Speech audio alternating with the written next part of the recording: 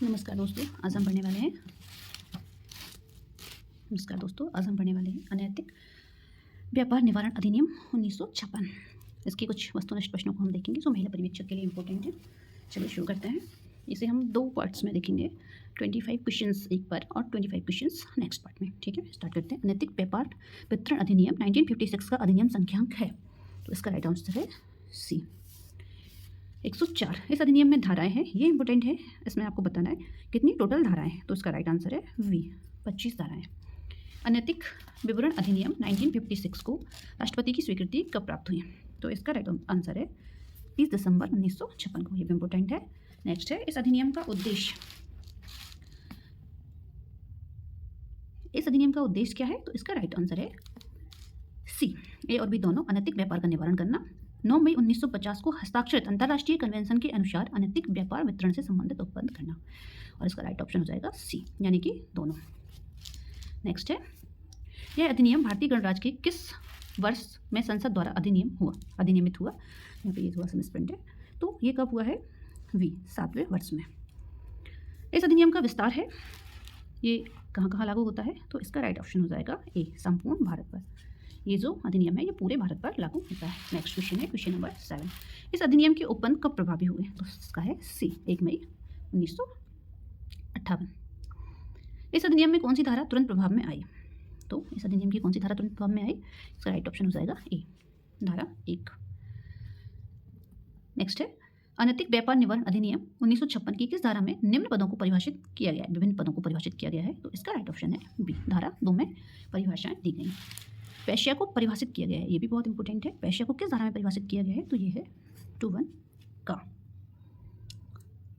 Next है, वैश्या गृह में सम्मिलित है कोई जिसका प्रयोग लैंगिक शोषण के लिए दिया जाता है, तो इसका राइट ऑप्शन हो जाएगा डी, उपरोक्त सभी। वैश्या गृह में कौन कौन से स्थान शामिल होंगे, मकान, कमरा, वाहन, उपरोक्त सभी, ये सभी वैश्या गृह के अंतर्गत आएंगे यदि इनमें वैश्यावृत्ति की जा रही है। नेक्स्ट है, बालक से ऐसा व्यक्ति अभिप्रेत है। इस अधिनियम में जो बालक की परिभाषा दी गई है उसके अंतर्गत बालक कितनी वर्ष तक की आयु का व्यक्ति माना जाएगा, तो वो होगा 16 वर्ष। ये बहुत इंपॉर्टेंट है, इसको याद रखिए।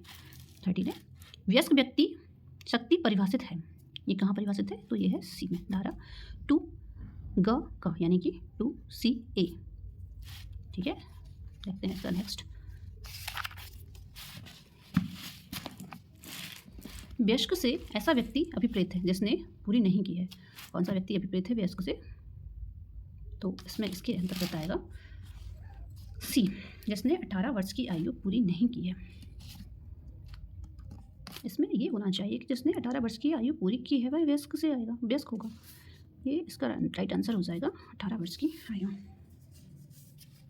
वैश्यावृत्ति से व्यक्तियों का किन प्रयोजनों के लिए लैंगिक शोषण या दुरुपयोग अभिप्रेत है, तो इसका राइट आंसर हो जाएगा वाणिज्यिक प्रयोजन के लिए।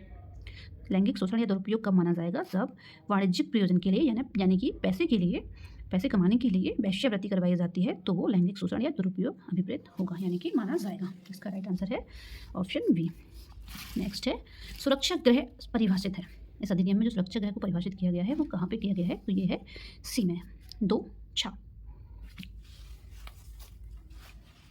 ठीक है, ये इंग्लिश में 2G होगा। नेक्स्ट हो जाए, सार्वजनिक स्थान से कोई ऐसा स्थान अभिप्रेत है जो है जनता के प्रयोग के लिए आश्रित हो, जिस तक जनता की पहुंच हो, लोक परिवहन और उपरोक्त सभी। तो ये सभी स्थान जो है वो क्या माने जाएंगे, सार्वजनिक स्थान के अंतर्गत कौन सा स्थान आएगा, तो इसमें ये आएगा जो जनता के प्रयोग के लिए आश्रित हो। विशेष पुलिस अधिकारी नियुक्ति की जाती है। विशेष पुलिस अधिकारी की जो नियुक्ति है वो किसके द्वारा की जाएगी, तो ये राज्य सरकार द्वारा की जाएगी। किसके द्वारा की जाएगी, राज्य सरकार के द्वारा। दुर्व्यापार पुलिस अधिकारी की नियुक्ति की जाती है, किसके द्वारा की जाएगी, ये की जाएगी आपकी केंद्र सरकार द्वारा। नेक्स्ट क्वेश्चन देखते हैं। नेक्स्ट क्वेश्चन है, कौन सी धारा वैश्या गृह चलाने या परिसरों को वैश्या के रूप में प्रयोग करने देने के लिए दंड का प्रावधान करती है, तो ये है वी, धारा 3।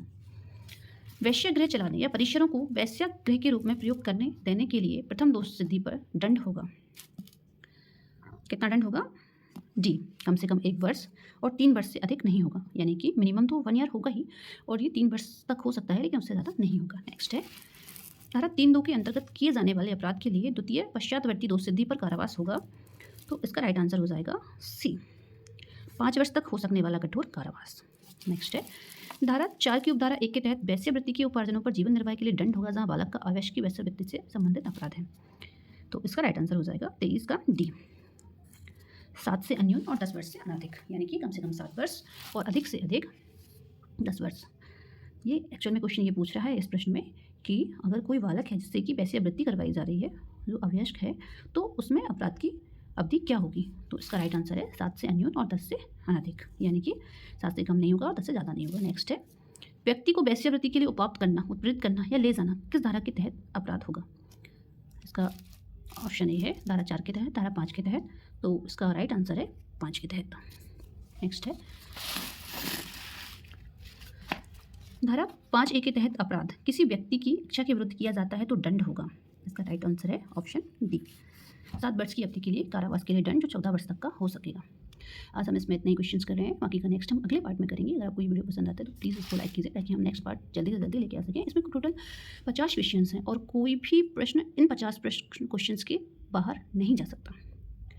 इस बात की बिल्कुल 100% गारंटी है कि कोई भी प्रश्न इन 50 क्वेश्चन के अलावा इस अधिनियम से नहीं बनेगा। जय हिंद, धन्यवाद।